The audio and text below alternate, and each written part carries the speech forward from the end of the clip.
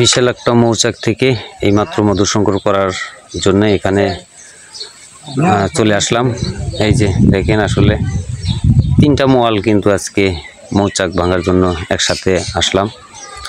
এই যে বিশাল এই যে নারিকেল গাছটা দেখছেন, এই গাছের ডুরার মধ্যে কিন্তু মৌচাক এই যে দেখা যাচ্ছে, খেরেপালার সাথে যে মোতাটা, এখানে সেই মৌচাকটা। আপনাদের যদি মৌচাকটা আমি দেখাই তাহলে বুঝতে পারবেন যে আসলে মৌচাকটা কোথায়। এই যে দেখেন আসলে যে মৌমাছিগুলো উপরে পাখা দিয়ে বাতাস করছে। এই যে দেখতে পাচ্ছেন যে পাখা দিয়ে আসলে কিন্তু দেন পাখা দিয়ে বাতাস করতেছে, মানে ভিতরে গরমের কারণে কিন্তু মৌমাছিও অস্থিরতা ভোগ করতেছে।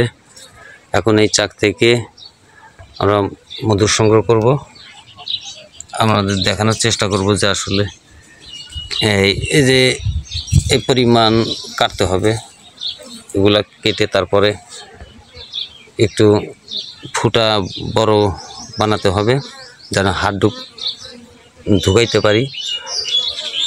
যাই হোক, মৌচাক ভাঙা দেখাবো, শেষ পর্যন্ত সাথে থাকবেন। ঠিক এই যে নারকেল গাছটা কিন্তু বিশাল একটা নারকেল গাছ, এই যে দেখেন আসলে বিশাল গাছ। এই গাছের কিন্তু একদম নিচে মাটির নিকটে, এই যে একদম নিচে এই যে গর্ত করে, গর্তের ভিতর দিয়ে নারিকেল গাছের ভিতরে এই মৌচাক বাসা বানাইছে। এখন এই চাক থেকে যে মোয়াল ভাইকে দেখছেন, এই যে বালতি দেখছেন, এই যে মোয়ালকে দেখছেন, উনি কিন্তু এখন এই চাক থেকে মধু সংগ্রহ করবে। আসলে উনি অপেক্ষায় আছে।